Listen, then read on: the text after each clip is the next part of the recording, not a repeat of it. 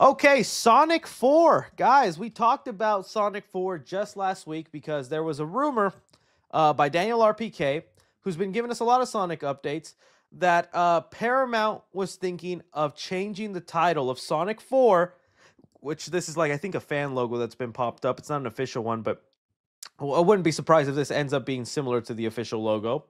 That instead of calling it Sonic 4, Paramount was, contemplating calling it Sonic CD. And, I gave you my whole thoughts on how I felt about that and whether, like, I'm okay with that title or where it could go.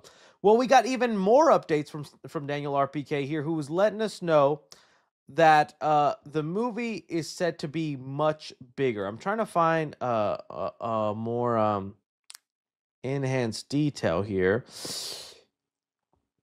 I should look that up beforehand, but okay, it looks like this person has it in bulletin point. But here's some of the other details. So here, Sonic 4 movie details from Daniel Richmond, who says plot is about the bad future and time travels. Makes sense with some of the concept art we've gotten.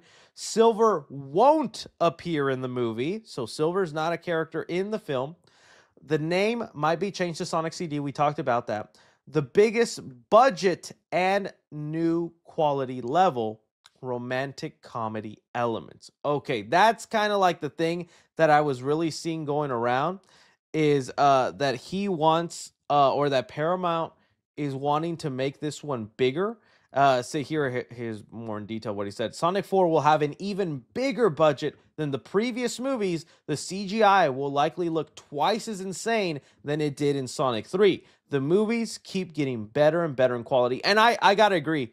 Sonic, the movies, is one of those franchises where, for me personally, each movie is getting significantly better and better, and not just in like its story and where they're headed, but VFX wise. Every time a new Sonic trailer came out, whether it was Sonic 2 or Sonic 3, I was looking at that trailer going, why do the effects look so good? Why do all the details on the hairs and the fight scenes and the electricity and Sonic moving around, like, this looks so good compared to a lot of other CGI heavy movies? Like, the Sonic films have that down pretty well. And now to know Sonic 4 is going to go even crazier with it, I got to tell you, little bit surprised. Little bit surprised that they are going to go even a bigger budget. Now, don't misunderstand, twice as big budget. No, just a bigger budget, but trying to go twice as insane with what they've done. The reason I say I'm surprised is because Sonic 3, let me see what the box office was, made a decent amount. I don't know if you guys remember. So Sonic 3 at the box office made almost $500 million, which was awesome. But it was also, I remember when this movie was coming out and it was going up against Mufasa, the Lion King movie, and everybody was like talking about easy dub for Sonic. And then what happened? Mufasa got the last laugh, y'all. Mufasa worldwide got the last laugh and raced past Sonic. It was kind of insane when everyone was like, who's even going to see that Lion King chump?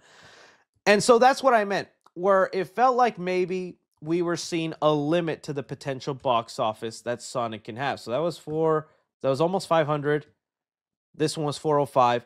And it felt like maybe we were reaching a cap for how high this franchise goes. And again, put your love of Sonic fandom aside and realize, Sonic might never be a franchise that makes $1 billion movie. Could we maybe get there someday? Anything's possible, but I think even at this point in franchises, when you get to the fourth, the fifth movie, you only really start seeing diminishing returns after that. That's not me being harsh or mean, that's just me being realistic. Once you get to movie 4 or 5, unless you do some really crazy out there thing, which, hey, maybe Sonic does, it really then starts to go down. So I honestly see like Sonic 3 being the peak of the box office, where I don't think we'll ever get that much higher. And Paramount was aware of that. But to see the report here says that no, they're willing to give it the bigger budget. They're willing to go crazier. And I guess Paramount is opening to see if maybe this isn't the cap and they can go higher. Another thing that I found interesting about that report is no Silver. Sonic Silver. So Silver is a character from the future, and if this movie is dealing with time travel in a bad future, like we saw from the concept art of Sonic 4 concept art, where it looks like they want to get Jim Carrey's Eggman back and do this kind of like messed up future where he's Emperor Eggman and he's got Metal Sonic by his side and he's holding a golden quill that gives him all this extra power. Dude, I'd love to see that movie. Hopefully, they can get Jim Carrey back for that. But with all these time travel elements, you would expect, oh, then they got to bring the time traveling hedgehog in there somehow. But you know, it's already kind of jam packed. You're gonna have to deal with Knuckles. You're gonna have to deal with Tails. You have Sonic in there.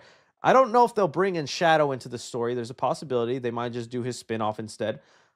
But then Amy, I feel like maybe they've tapped out and they're like, Silver is most likely the post credit scene.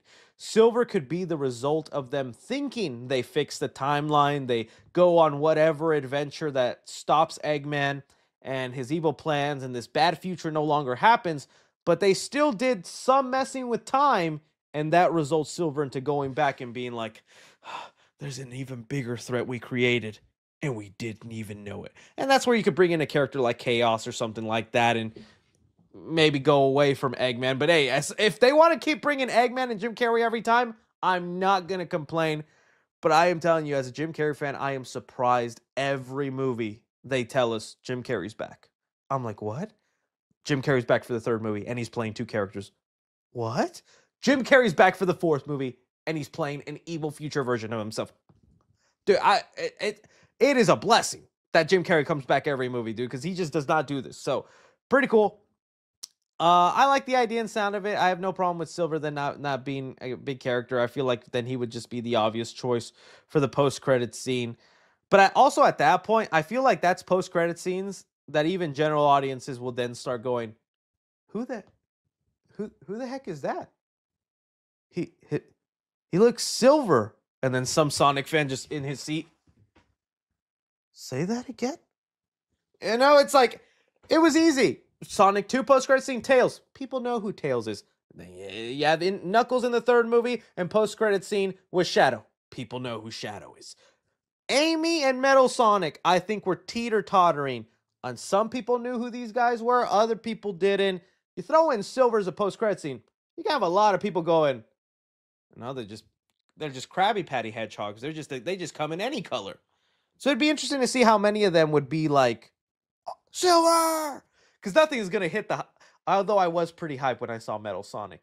But the Shadow post-credit scene, dude, I'll never forget being so hyped for that at the end of Sonic 2. But seeing Metal Sonic at the end of Sonic 3, being a big Metal Sonic fan, and wanting him as a bad guy for a long time, I was like, ah. So, we'll see what comes of it. We'll see what's awesome of it. But, someone said Emo Sonic. Well, what about Sonic.exe or whatever that's called? I have no idea what that is. It's an internet thing, right? Good stuff. So you guys let me know what you think about with these plot points and details, rumors for Sonic 4. You like it, you not like it, you let me know down below.